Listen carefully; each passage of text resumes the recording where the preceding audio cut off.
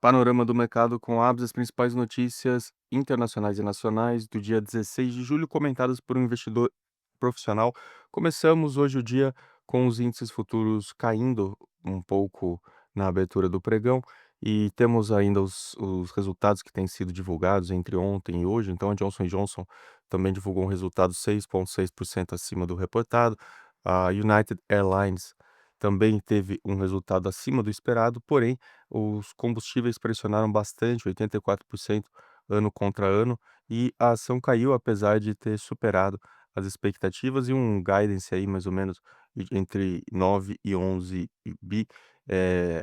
Tem realmente os earnings mais afetados pelo segmento.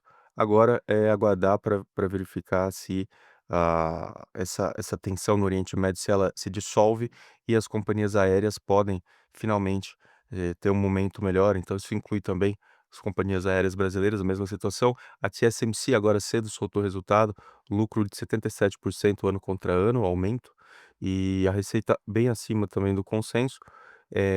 A inteligência artificial já representa 60% da receita, da demanda, e foi uma demanda muito forte, mas ainda assim a TSMC teve um pregão levemente negativo. Então fica aqui também a esse ponto crucial em relação à TSMC, porque é uma empresa que, apesar de todo o resultado muito forte, ainda vem no pré-market aqui, já na ação listada na NYSE, que é a bolsa de Nova York, já está com uma no pré-market caindo aproximadamente 5%, o que significa que existe claramente um movimento já de cansaço com os nomes mais salientes, os principais nomes que estão na vanguarda do movimento de IA.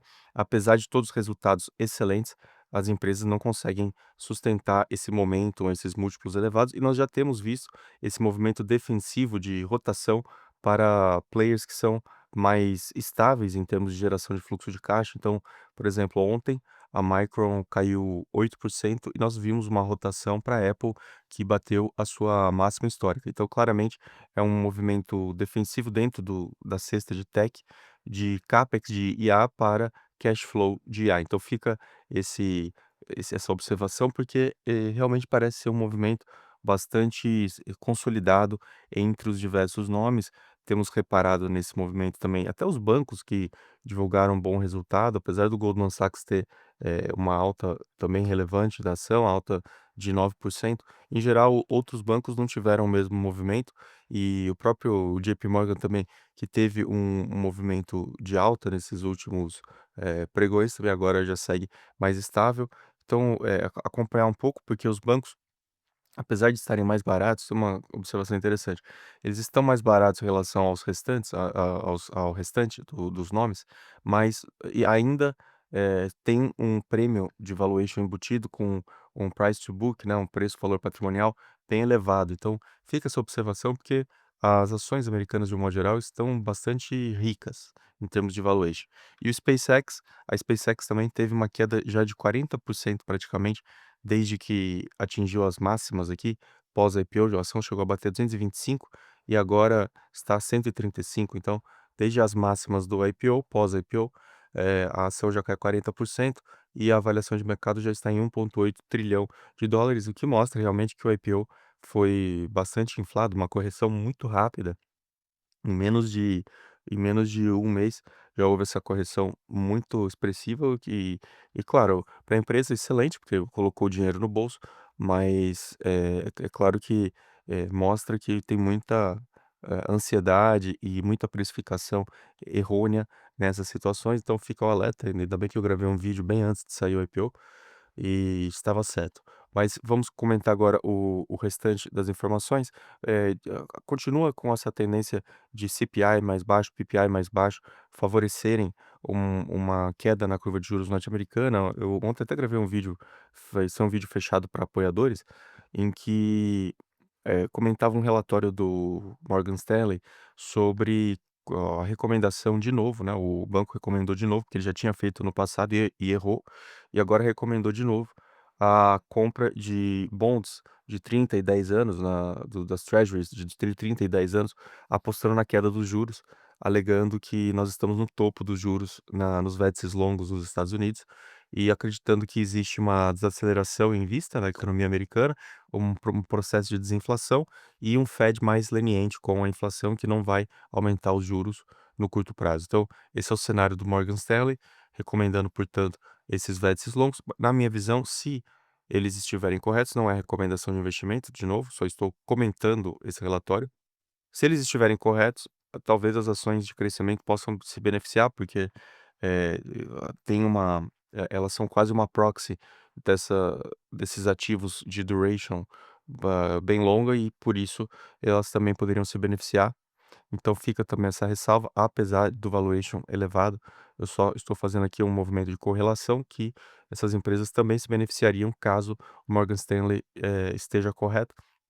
Então fica, esse comentário, embora o próprio banco tenha feito essa observação de que, ele já errou uma vez e que de repente poderia errar de novo, né. Então, também muito positivo que o banco seja transparente e reconheça isso com os seus clientes.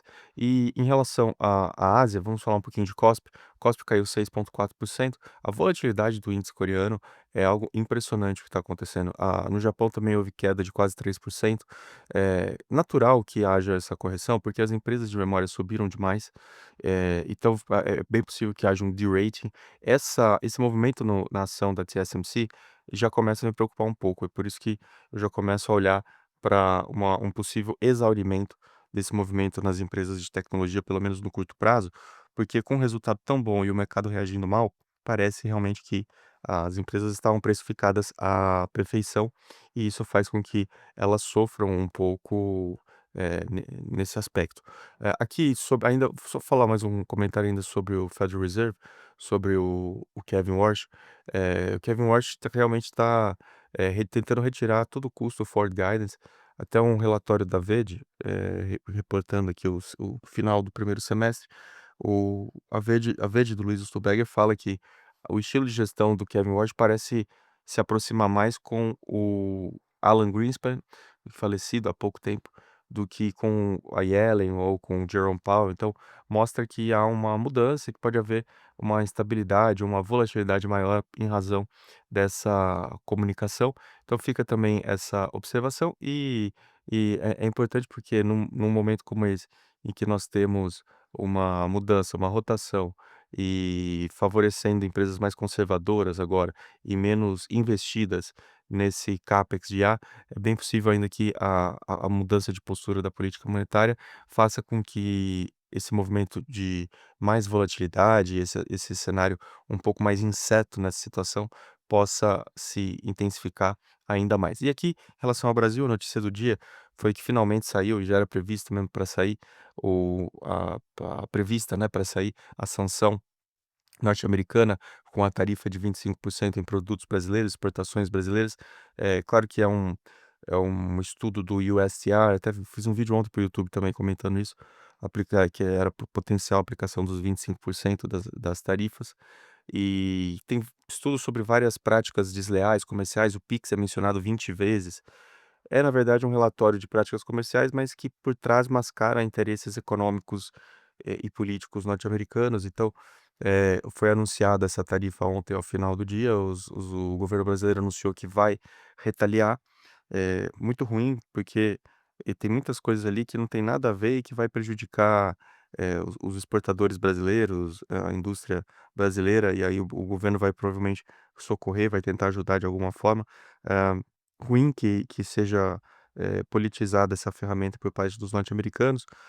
Tem, por exemplo, um interesse no Pix, porque as operadoras de cartão estão perdendo muita receita, mas, inevitavelmente é isso que vai acontecer no curto prazo. E apenas para falar um pouquinho, da IA chinesa, está acontecendo um movimento de muitas empresas substituírem seus modelos, nativos por IAs chinesas por uma questão de preço. As IAs, americanas estão muito caras e, a depender da função a ser utilizada pela empresa, não faz sentido contratar uma IA tão cara.